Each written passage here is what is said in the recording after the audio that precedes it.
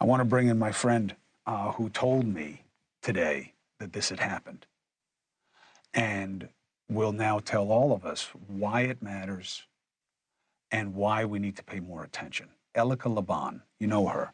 Her family is from Iran. She is a lawyer. She is an influencer, and she knows Gazelle very well.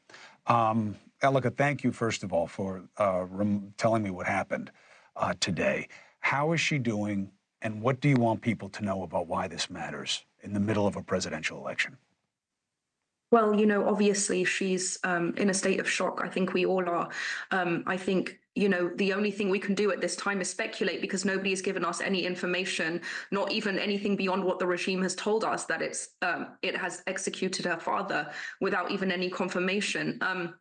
So all we can do is speculate, and the best we can think is that after these attacks, the IDF's attack on the IRGC military bases, it was clear that the US the regime in Iran had no intention of getting back into a nuclear deal with the US because of these attacks. Basically, all bets are off, all gloves are off.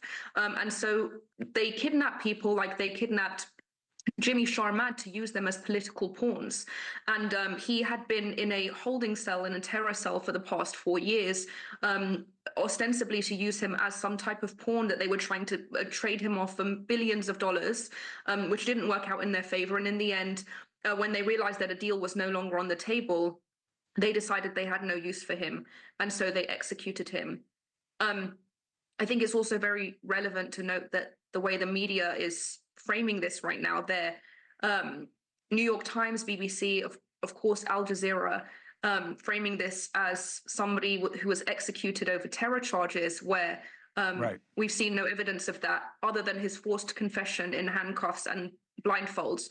And so it's really irresponsible that the media is reporting on this as though this was a complaint that was filed by a US prosecutor's office, which would have some probable cause for making such a claim, rather than a terrorist regime carrying out its terrorist activities on spurious charges.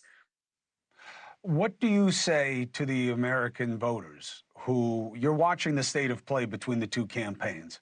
What do you want them to know about what you think they should be focused on? I think what they should be focused on is the fact that Hitler was able to commit so much of what he did because of this strategy of appeasement, which basically said that, if we don't do anything, if we just continue with diplomatic relations, everything will be fine. That was the basis for Hitler invading several European countries. And it's become more apparent than ever that the strategy of appeasement has deeply, deeply failed us. It brought us to October 7th, and it brought us to every terroristic event beyond October 7th. And so what we know today is that the Democrats' historic strategy of appeasement has been a colossal failure.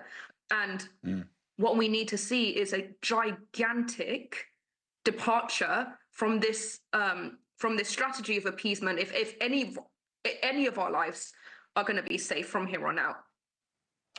Elica Le Bon, thank you very much. I appreciate your eloquence as always, and please send my best to our friend and let me know what else I can do, okay? Thank you. Thank you. Hey, thanks for watching. Go to joinnn.com to find NewsNation on your screen. And don't forget, click the red subscribe button below to get more of NewsNation's fact-driven, unbiased coverage.